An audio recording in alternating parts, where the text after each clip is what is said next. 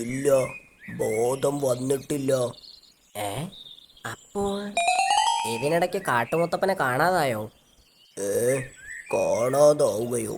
സൂത്രൻ എന്തൊക്കെയാണ് ഈ പറയുന്നത്? വൈദ്യരെ, അത് ഞാൻ കാട്ടുമുത്തപ്പനെ കണ്ടു. കടിയന്റെ മോൻ. ഓഹോ, ഒരു കാട്ടുമുത്തപ്പൻ വീണാൽ മറ്റൊരു കാട്ടുമുത്തപ്പൻ ആ സ്ഥാനത്തേക്ക് പകരം വരും എന്നർത്ഥം. അങ്ങനെയെങ്കിൽ ഈ കാട്ടുമുത്തപ്പനുള്ള മരുന്ന് പുതിയ കാട്ടുമുത്തപ്പനോട് ചോദിച്ചാൽ പോരെ? സൂത്രൻ കാട്ടുമുത്തപ്പനെ വിളിക്കൂ, ഞാനും സംസാരിക്കാം.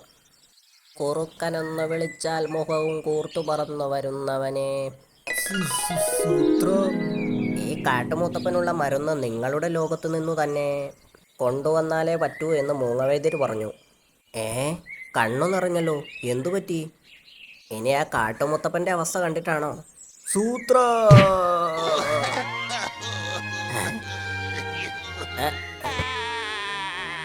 ഷേരുവാണോ? അതെ സൂത്ര.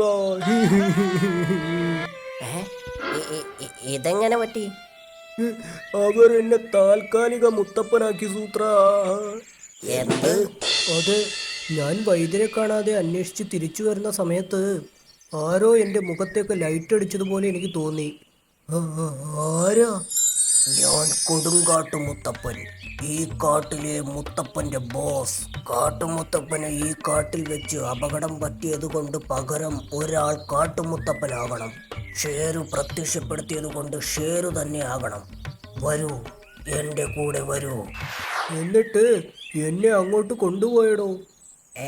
എങ്ങോട്ട്? കാട്ടുമുത്തപ്പന്മാരുടെ ലോകത്തേക്ക്.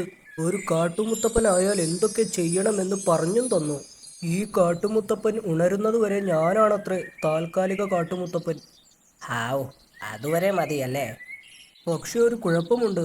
സൂചി ചുവപ്പിലെത്തുന്നതിന് മുമ്പ് മുത്തപ്പൻ ഉണരണം, ഇല്ലെങ്കിൽ പിന്നെ ഉണരില്ല. സൂചിയോ?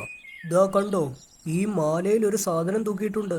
സൂചി ഒരു തവണ കറങ്ങി ചുവന്ന പൊട്ടിൽ തിരിച്ചെത്തുന്നതുവരെ മാത്രമേ സമയമുള്ളൂ.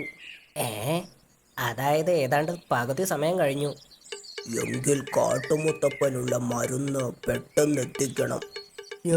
ഞാൻ കൊണ്ടുവരണോ? വേണം ഷേരു. അല്ല മുത്തപ്പ, സമയം കളയാനില്ല.